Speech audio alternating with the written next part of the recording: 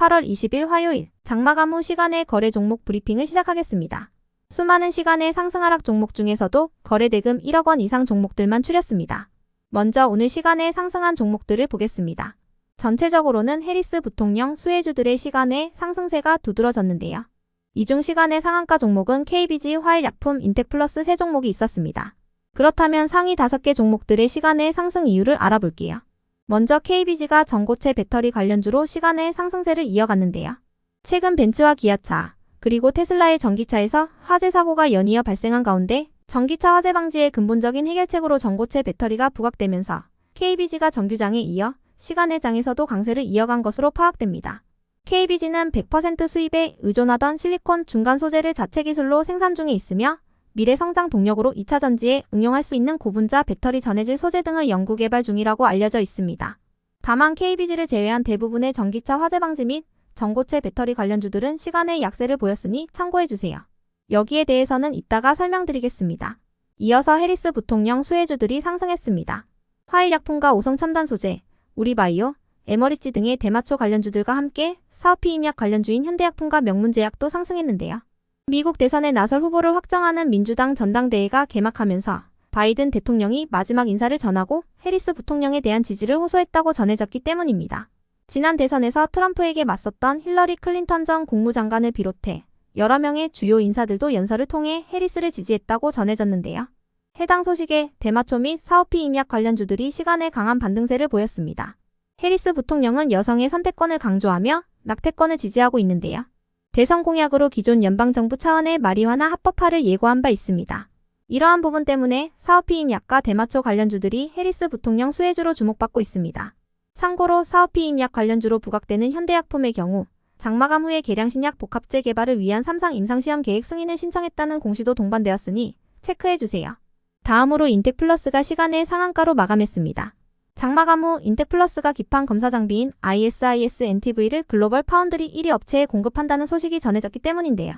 해당 업체는 대만 신주시에 본사를 둔 글로벌 파운드리 업체로 세계 파운드리 점유율 60%를 보유하고 있다고 전해졌습니다.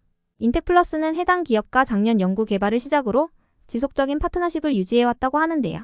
기사에 직접적으로 언급되지는 않았지만 세계 파운드리 점유율 60%를 차지하고 있는 기업은 대만의 TSMC밖에 없기 때문에 기사 내용이 사실이라는 전제하에 인텍플러스가 TSMC와 공급 계약을 체결했다고 해석할 수 있을 것 같습니다.